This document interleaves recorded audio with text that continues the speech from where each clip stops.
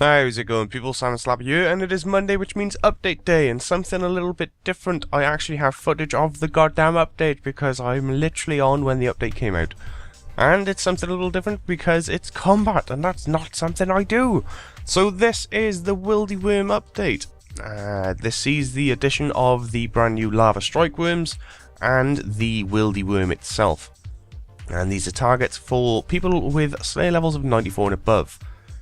The worms themselves can yield all new weapon modifications used in the creation of the new level 85 weapons with unique mechanics and special attacks. There are also high level ashes and food items to be got from these things as well.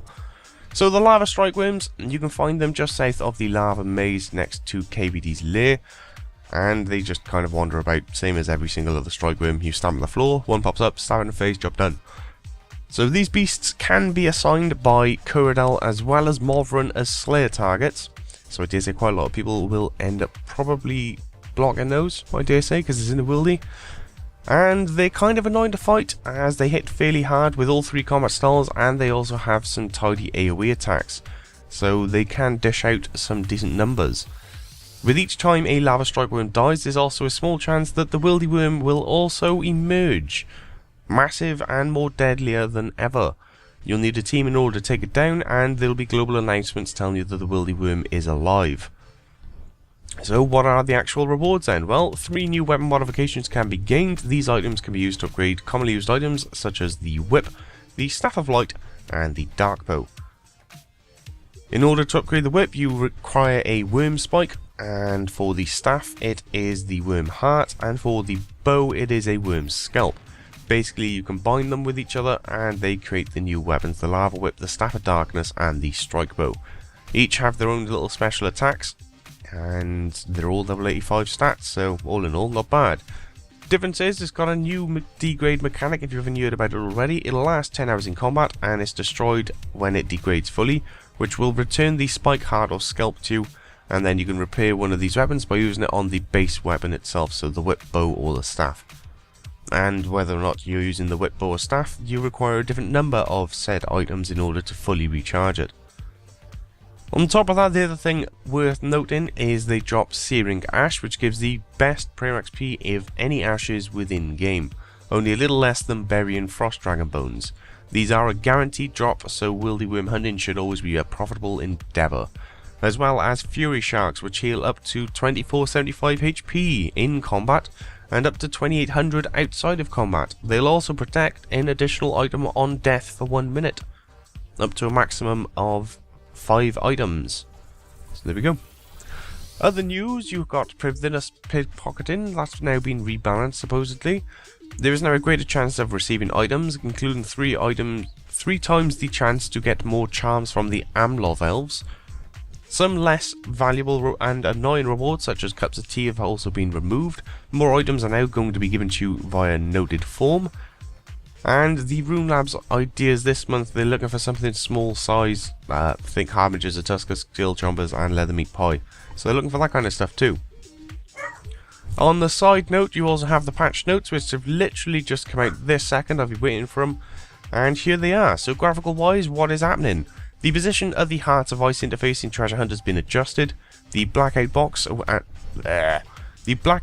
when there are no more Treasure Hunter keys usable, no longer overlaps the top of the interface.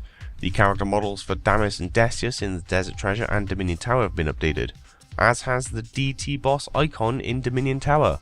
Some floating torches in the Rise of the Six Caverns have been brought back down to earth, and some skeletons no longer shoot rocks out of their bows. Moving on to your skills and minigames, demon flash mobs will now spawn hourly instead of every 2 hours. I'm sure that was an update last week to change it from hourly to 2 hours, and now it's gone straight back the week after. Players will no longer receive rewards from a demon flash mob boss if they join the fight especially late. Demon flash mob bosses will now deal less damage to familiars. New adventurers spawned using an adventurer's reroll ability will now spawn inside a player-owned port without needing to leave and re-enter. A patron will no longer get stuck in a wine rack during the Last Orders random event in player-owned ports.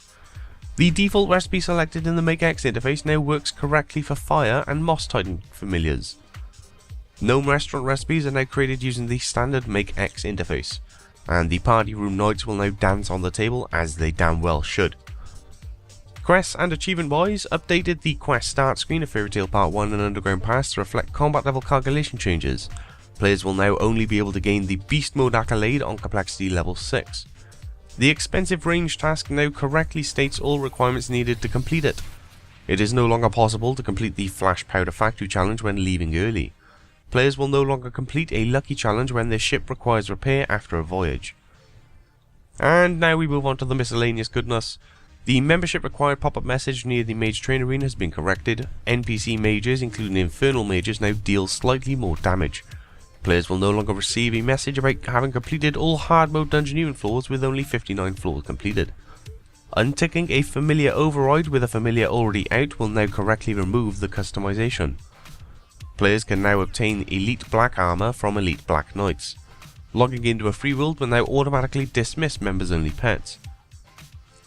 A typo on the Worn Equipment interface has been fixed, and a typo on the Sign of the Porter interface has been fixed. A typo with the attuned ectoplasmator previously displayed when using alongside a demon horn necklace has been fixed. Jungle potions have been removed from the woodcutting skill guide requirements for teak and mahogany trees, as it is no longer relevant. Farmer payment for elder trees are now shown in the farming skill guide. Players can no longer teleport while sitting on the throne of fame. Blocking has been added to a missing tile in the gnome maze.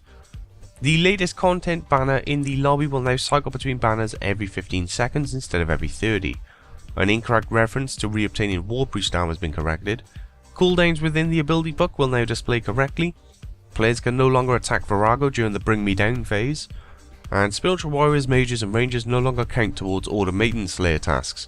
That is a bit of a weird one. Moving on to the final little ninja fixes, U and Magic Tree models have been updated at the various growth stages for farming.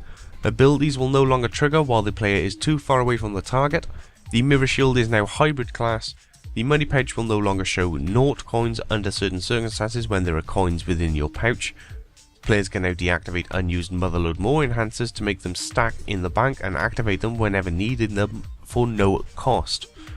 Juju Hunter and Plant Cure Vials can now also be thrown away when empty if the throwaway vials option is toggled on via Bob Barter. And last but not least is the Preventiveness Pickpocketing Rebalance, which we just went over. So there we go, those are the patch notes, and that is the footage of the Wildywyrm and the Lava Worm. I hope you all enjoyed. It is Monday morning, go poke some shit in the wildy. Have some PK goodness. That's the way to do it, people. That is the way to do it. I'm gonna die. Catch you all later. Have a good one.